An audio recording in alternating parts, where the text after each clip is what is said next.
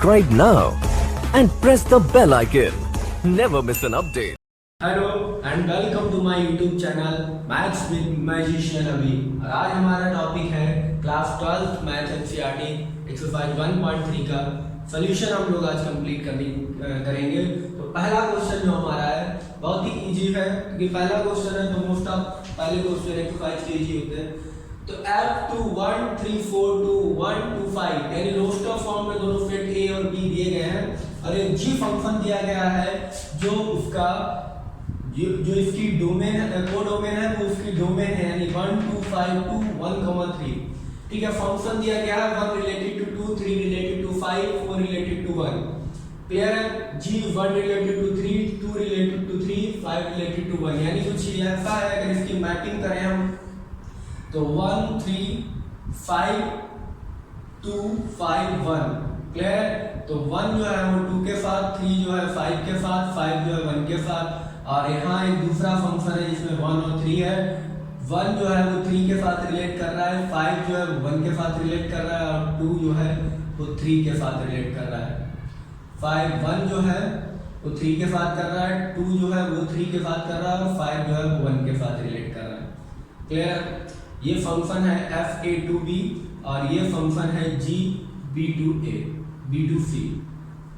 Clear है? इन्होंने function दिया और आपसे कह रहे हैं कि आप गॉस निकालिए। तो गॉस ऑफ सबसे पहले f लिखा है, गॉस ऑफ, तो गॉस f यानी f की अगर आप डोमेन रखें तो f की डोमेन क्या है 1 अगर आप रखते हैं तो आपको क्या मिलेगा g ऑफ f1। अब देखिए f1 किससे रिलेट कर रहा है, f1 की वैल्यू है 2, f1 की वैल्यू है 2 तो ये हो जाएगा g2, और g2 की अगर वैल्यू देखेंगे तो g2 की वैल्यू है 3। यानी ये जो आपका बना 1 रखने पर 3 आया है, ये 1,3 गॉस जो आया 1,3 आया, गॉस ऑफ 3 निकालेंगे आप तो ये हो जाएगा g ऑफ f3, और f3 की वैल्यू यहाँ पर 5 है तो ये हो जाएगा g ऑफ 5, और g ऑफ 5 की वैल्यू यहाँ से आपको 1 मिलेगी तो गॉस 3 आपका आ जाएगा 3,1।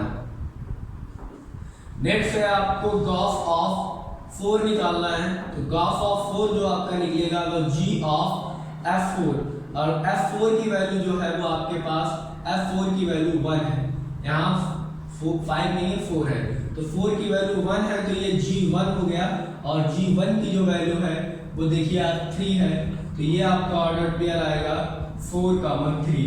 यानी आपके पास जो गॉस आया है वो गॉस आपके पास आया है 1,3 3,1 एंड 4,3। ये आपका गॉस आ गया। ठीक है, जो बहुत ही इजी था। So pause the video and note it down. देखिए नेक्स्ट जो हमारा क्वेश्चन है, कह रहा है let f g and h be a function from r to r। f g and h जो फंक्शन है वो r to r है। ठीक है, तो कह रहे हैं सो दैट फर्स्ट आपको प्रूव करना है, शो करना है f plus g of h equal to f of h plus g of h। तो देखिए ये एक तरीके से कैसे लिखा हुआ है, ये मान लीजिए ऐसे लिखा हुआ है गॉस ऑफ f, g की जगह पे इतना है, o और h की जगह f है तो हम इसको लिखते हैं g ऑफ f x, ऐसे तो लिखते हैं इसको। तो इस चीज को भी हम ऐसे ही लिखेंगे, यानी ये हमारा इस साइड को अगर हम ले लें f plus g of h x तो ये हमारा कंप्लीट होके बन जाएगा f plus g h x। ठीक है, f ऑफ g f। अब देखिए इसका इसमें मल्टीप्लाई हो जाएगा तो इंप्लाइज दैट ये बनेगा f of h x plus g of h x। अब f ऑफ h x को फिर से उसी फॉर्म में कन्वर्ट कर देंगे, जैसे मान लीजिए g ऑफ f x लिखा होता है तो हम इसको लिख सकते हैं गॉस ऑफ x। ठीक है, तो इसको कन्वर्ट कर देंगे, हम लिख देंगे f of h x plus g of h x, और ये हमारा बन जाएगा f of h plus g of h।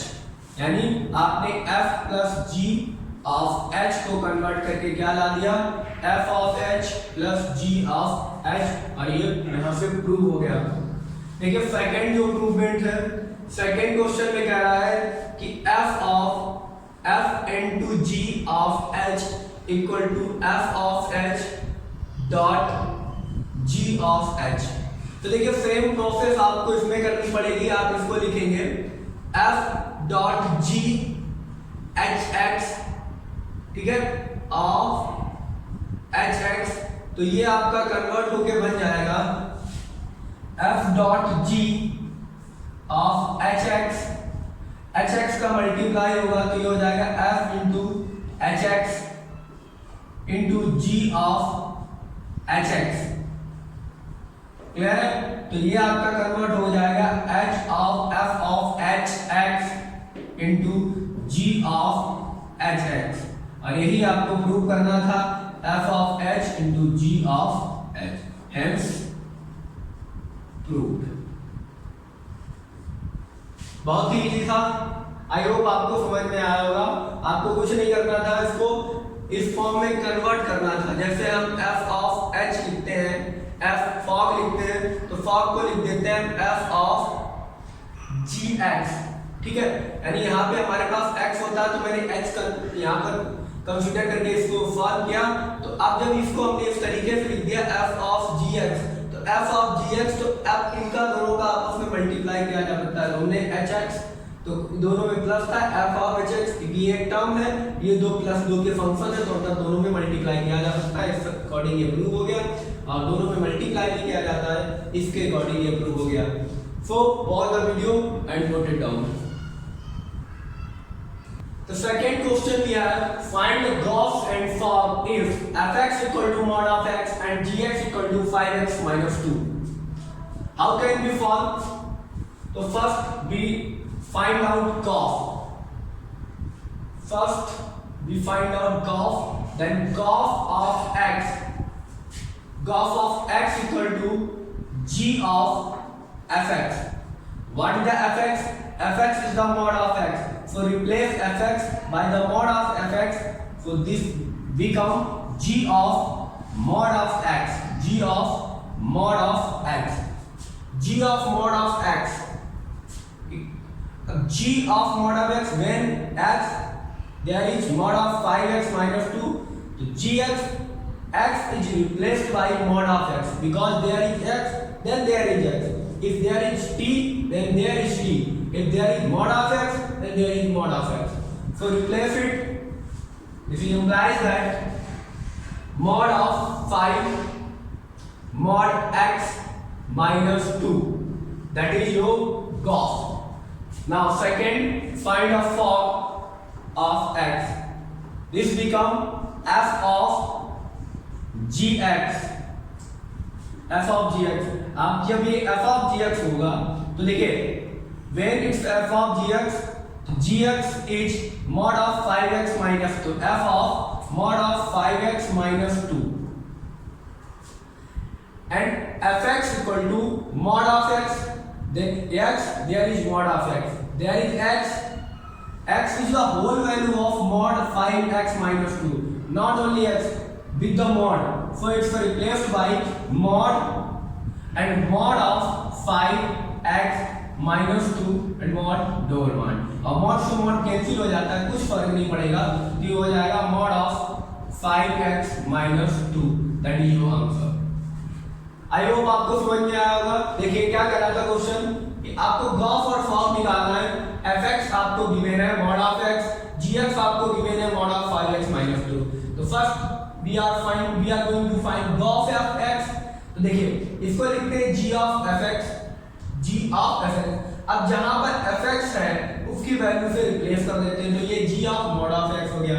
अब देखिए यहाँ पर x था तो यहाँ 5x minus 2 है। अब यहाँ अगर mod x हो गया तो यहाँ x की जगह mod x हो जाएगा, तो mod of 5 mod of x minus 2 ये आपका आंसर हो गया। सेकंड थिंग में आपको सेकंड टर्म में करना है fog of x। तो देखिए f of gx लिखेंगे उसको, gx की वैल्यू है mod of 5x minus 2, आप यहाँ रख देंगे।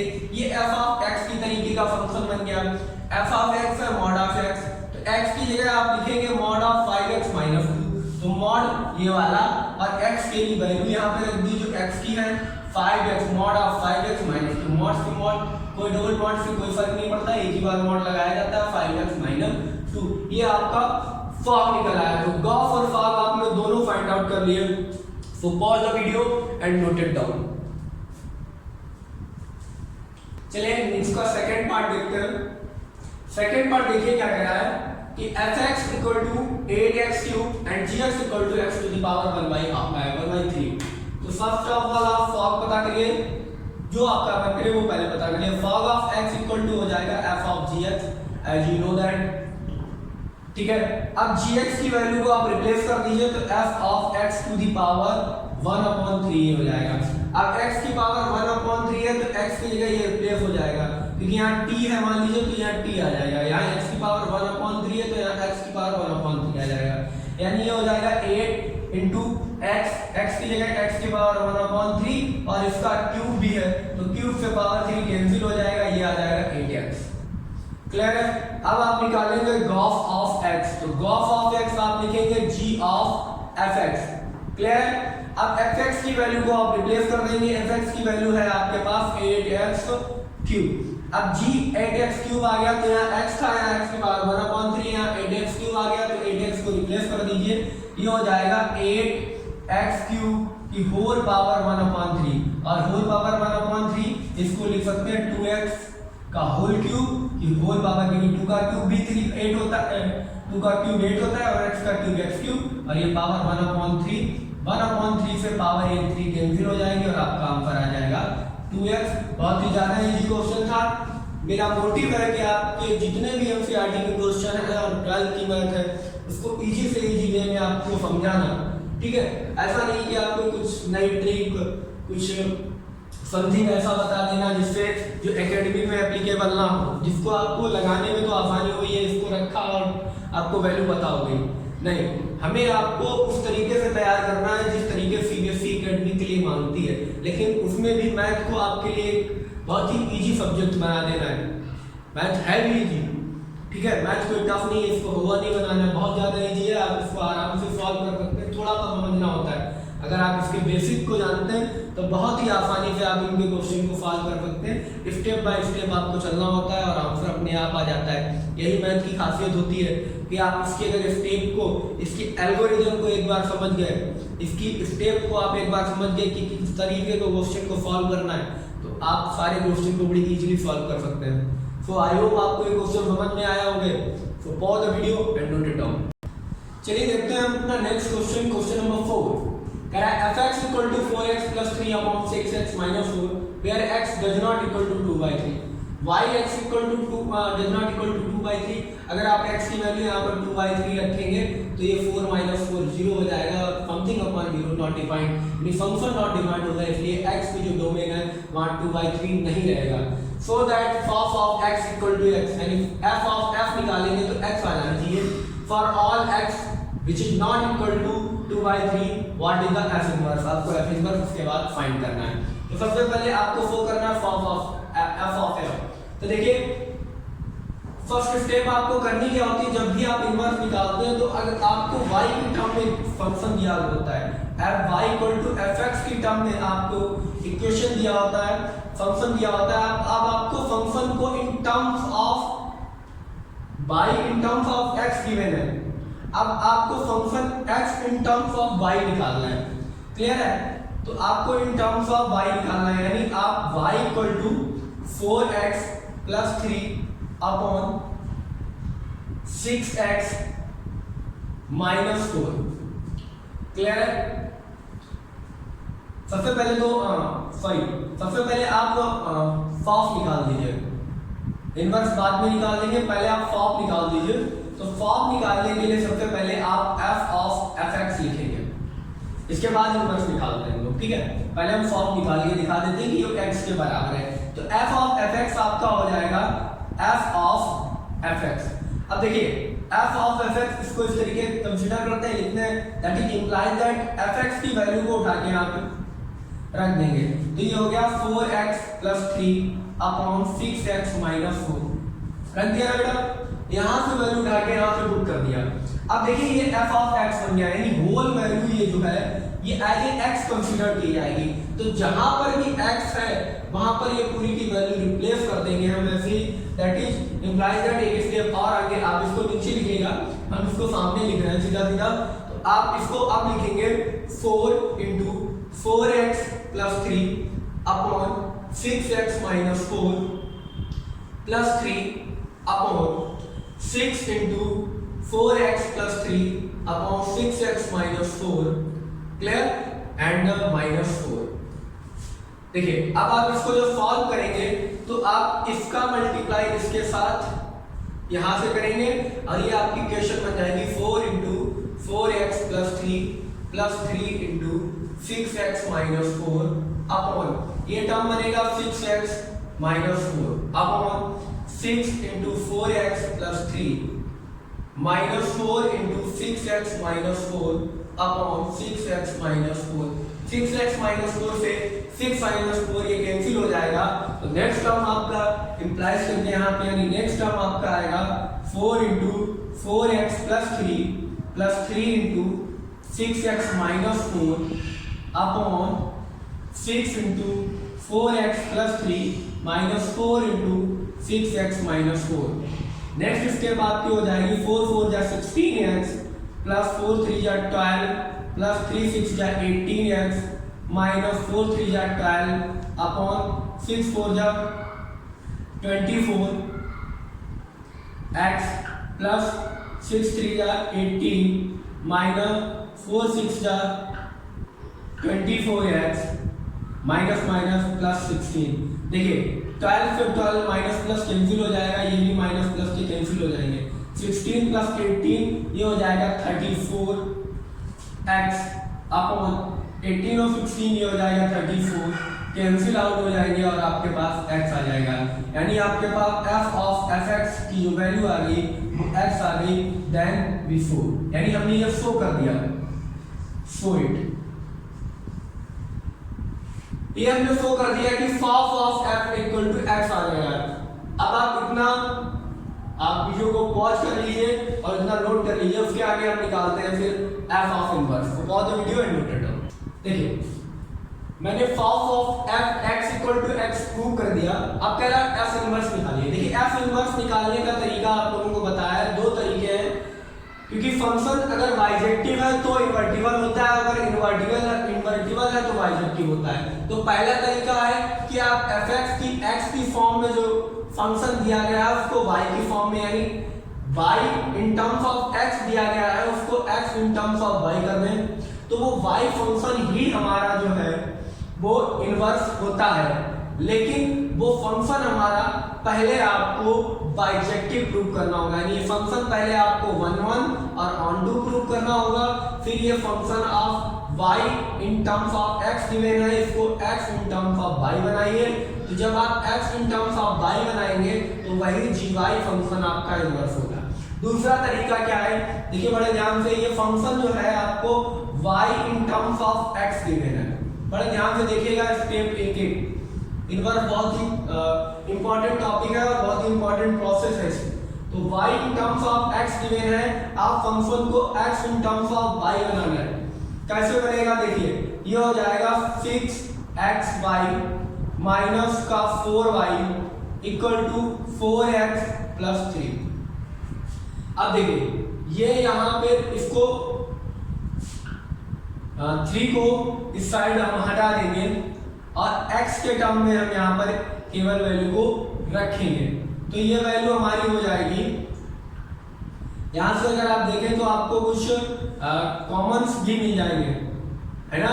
तो यहाँ आपको 4x प्लस 3 और यहाँ आपको ये मिलेगा, इसको इधर भेज दीजिए, ठीक है, और इसको इधर ले आइए।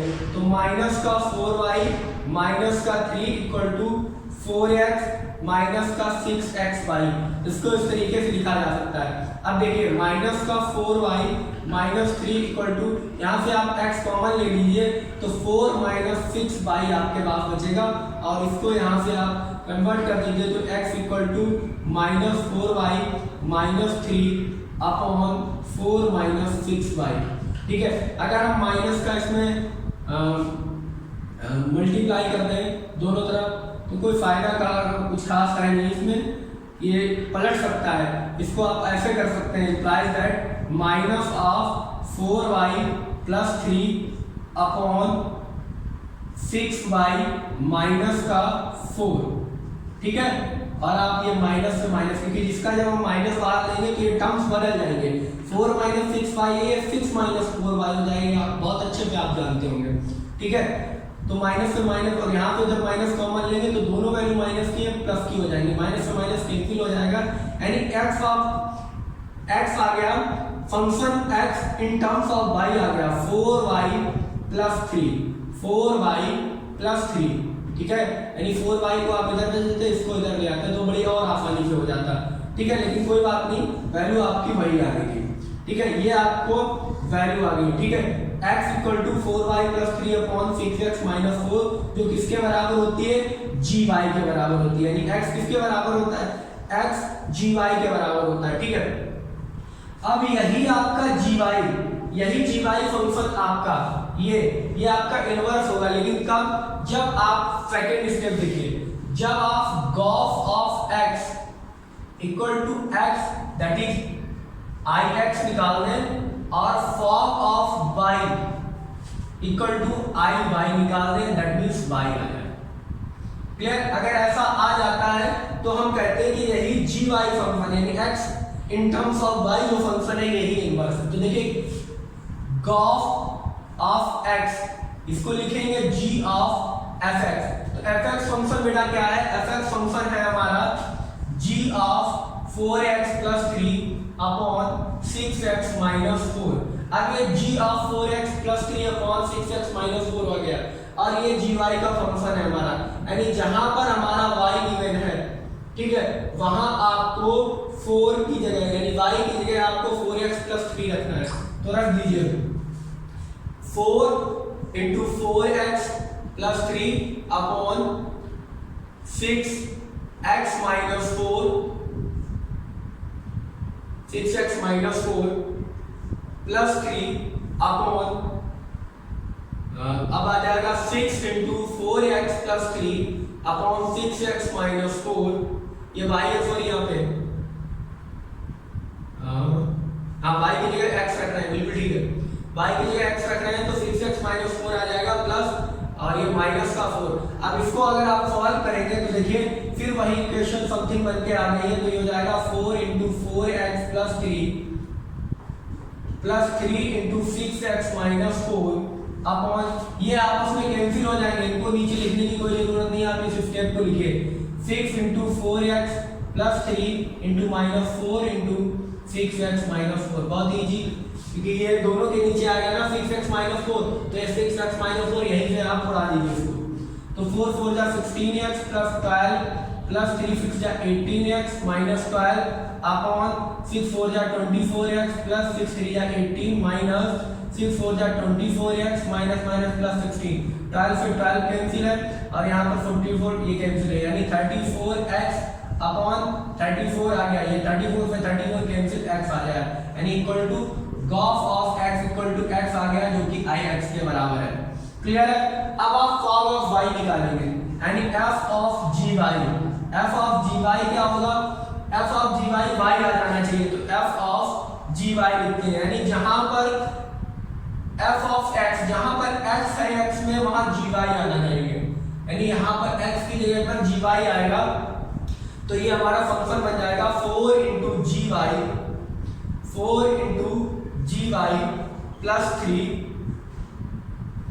Plus 3 upon 6 into gy minus 4।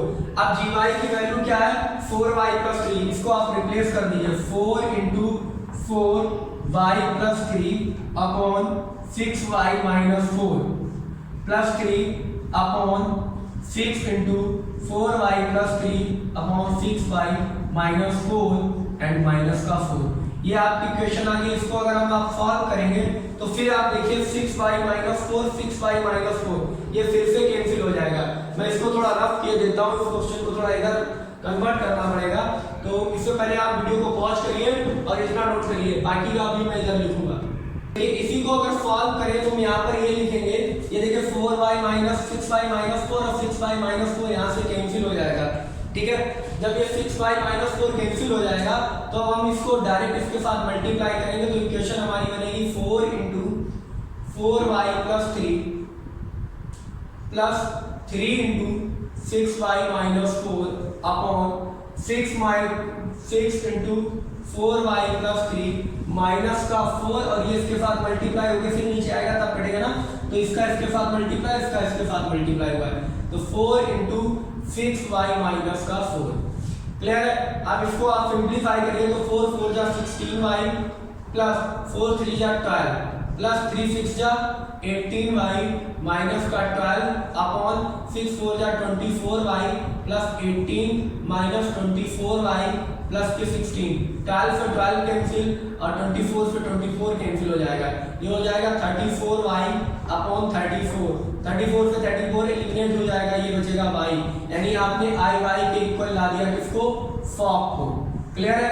यानी फॉग y आ गया और गॉस x आ गया। जब फॉग y आ जाए और गॉस x आ जाए तो हम लिखते हैं hence the g y function is the inverse of f, ठीक है। gy फंक्शन ही f इनवर्स है। क्लियर है। तो आप ये लिख सकते हैं g equal to f inverse, ठीक है, जो क्या है, जो आपने लिखा था 4y plus 3 upon 6y minus 4, यही आपका इनवर्स फंक्शन है। तो बहुत ही इजी क्वेश्चन था, बहुत ही आसानी से हो गया। आप स्टेप बाय स्टेप चलते रहिए, बस pause the video and note it down. हमारा नेक्स्ट क्वेश्चन है क्वेश्चन नंबर 5, कह रहा है state with reason whether following function have inverse. आपके पास ये फंक्शंस लिखे हुए हैं जो उनके सेट दिए गए, उनका रिलेशन, यानी वो फंक्शन किसके साथ एसोसिएट, डोमेन किसके साथ एसोसिएट कर रही है, ये भी आपको सारे फंक्शंस में गिवन है। अब आपको ये बताना है फंक्शन के पास इनवर्स होगा या नहीं होगा, अगर नहीं होगा तो क्यों, अगर होगा तो क्यों। तो पहला आप अगर फंक्शन देखें तो पहला फंक्शन में 1 की इमेज 10 है, 2 की इमेज 10 है, 3 की इमेज 10 है, 4 की इमेज 10 है। अब देखिए यहाँ लिखा है 1 2 3 एंड 4 और यहाँ लिखा है 10, ठीक है। ये सारे के सारे एलिमेंट किसी के साथ इमेज बना रहे हैं, तो आप जब f1 निकालेंगे तो आपको 10 मिल जाएगा, लेकिन आप f इनवर्स आप 10 निकालेंगे तो आपको क्या मिलेगा, 1 या 2 या 3 या 4, चारों के चारों पॉसिबल हैं, ठीक है। जब ये सारे केस पॉसिबल हैं तो ये यूनिक आंसर नहीं ले सकते, इसकी एक यूनिक इमेज नहीं है। और जब तक हमारे पास किसी भी इनवर्स में यानी किसी भी इमेज की एक यूनिक प्री इमेज ना हो तब तक हम कहते हैं फंक्शन इनवर्टिबल नहीं हो सकता है। दैट मींस वो फंक्शन जब तक बाइजेक्टिव नहीं होता, कोई भी फंक्शन जब तक बाइजेक्टिव नहीं होता तब तक वो इनवर्टिबल नहीं होता, ठीक है। फंक्शन जब तक बाइजेक्टिव नहीं होगा, फंक्शन बाइजेक्टिव है तो ही फंक्शन इनवर्टिबल होता है। क्लियर है। और अगर फंक्शन इनवर्टिबल है तो फंक्शन 1 1 और ऑन 2 होता है। तो ये फंक्शन 1 1 ऑन 2 नहीं है तो इसलिए ये इनवर्स नहीं है। आप इसमें लिखेंगे no, they have no inverse because they are many one function.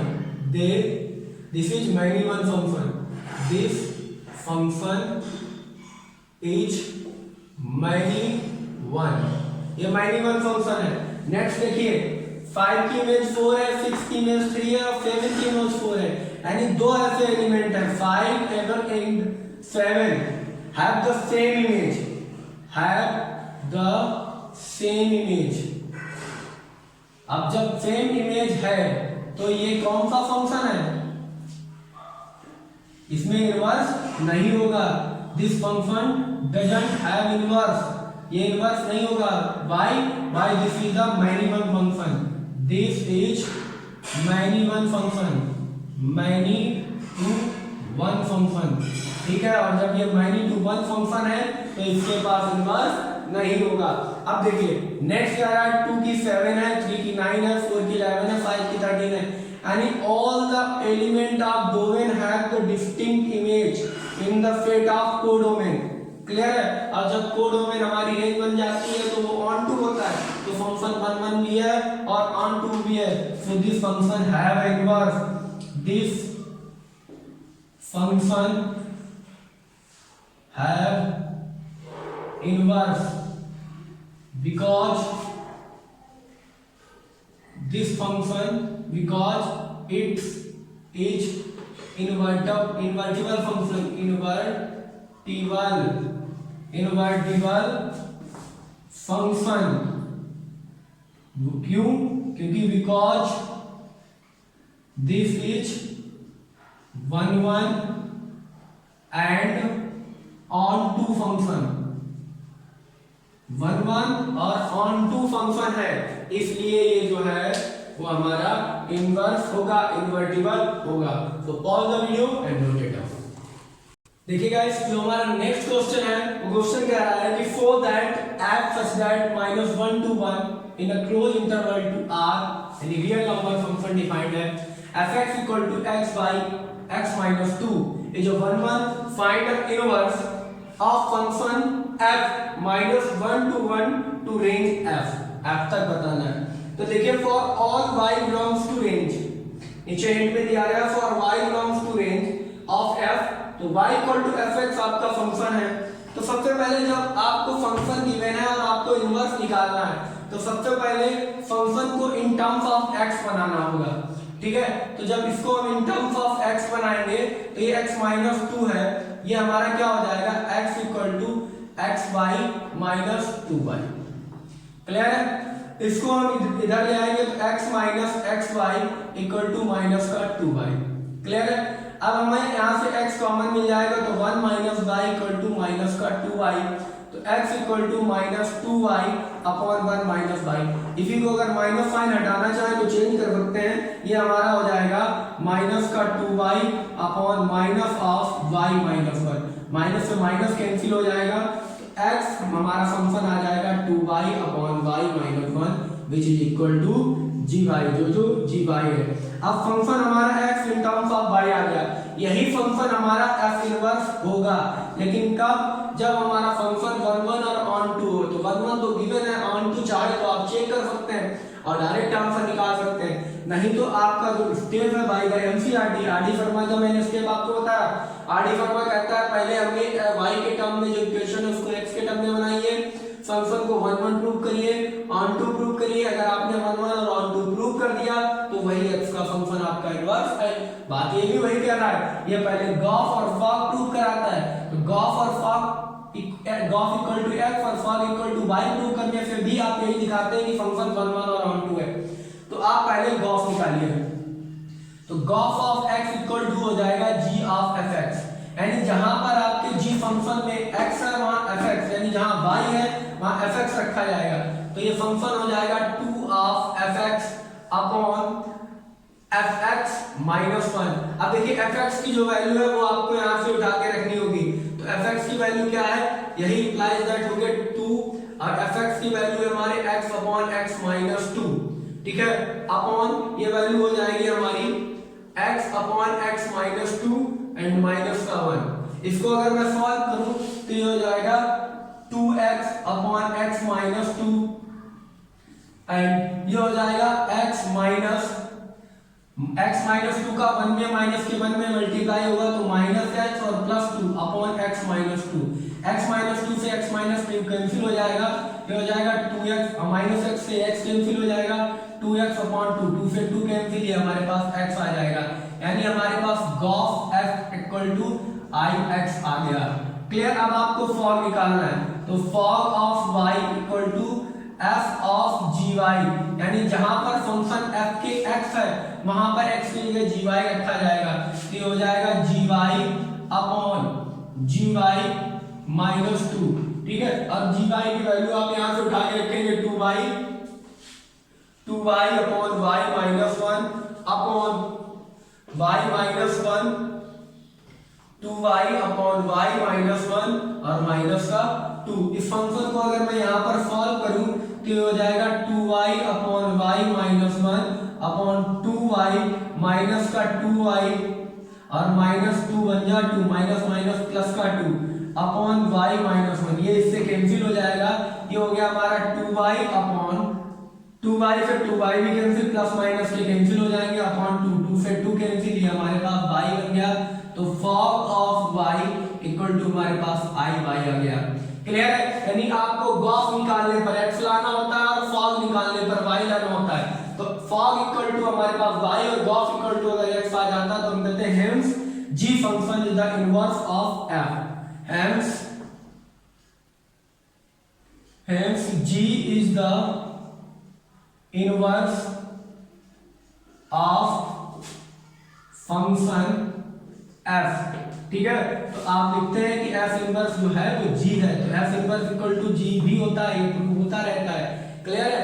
अब क्या होगा, यहाँ से एक बात इनकी और प्रूव करने वाली थी कि यहाँ पर जो हमारे पास gy फंक्शन होगा, ये gy जो हमारे पास फंक्शन होगा वो r minus gy such that r minus 1 होगा। क्यों होगा r माइनस 1? क्योंकि यहाँ अगर 1 रखेंगे तो नॉट डिफाइंड आएगा, तो r माइनस r से 1 घटा देंगे 2, ये -1 to 1 चलेगी, ये इसकी डोमेन और रेंज हो गई। ठीक है, सो pause the video and note it down. Next हमारा क्वेश्चन है बेटा, करेक्ट फंक्शन है जो r to r डिफाइंड है, fx जो है फंक्शन 4x + 3 इसकी वैल्यू है, कह रहा so that f is invertible, find s inverse. देखिए अब हम आपको एक एनसीईआरटी से थोड़ा अलग आरटी के प्रोसेस से लगवाते हैं। ठीक है, यानी बाकी जो रेफरेंस बुक है उनके प्रोसेस से लगवाने की कोशिश करते हैं। तो पहले इसमें क्या कहता है कि पहले फंक्शन को आप 1 1 और ऑन टू प्रूव करिए जिससे इनवर्टिबल पता चल जाए। तो पहले अगर फंक्शन को 1 1 प्रूव करें तो हम लिखते हैं कि let fx1 equal to fx2, this is implies what, x1 equal to x2 आ जाना चाहिए। तो देखिए fx1 करेंगे तो ये हो जाएगा 4x1 + 3 इक्वल टू 4x2 + 3, 3 से 3 कैंसिल हो जाएगा, 4 से 4 हट जाएगा, तो x1 इक्वल टू यहाँ पर x2 आ गया। दैट मींस फंक्शन 1 1 है, function is 1 to 1 mapping, 1 to 1 mapping, इसकी मैपिंग जो है वो 1 to 1 है। अब अगर आप ऑन टू प्रूव करेंगे तो ऑन टू में आप लिखते हैं y belongs to r, where y equal to 4x + 3। Clear? अब y equal to 4x + 3 तो ये हो जाएगा x equal to y - 3/4। अब अगर y की वैल्यू हमारे पास कुछ भी हो तो उसको रखेंगे, हमें x मिलेगा। सो x belongs to r exist for और y belongs to r, सारी y की वैल्यू के लिए x एग्जिस्ट करेगा।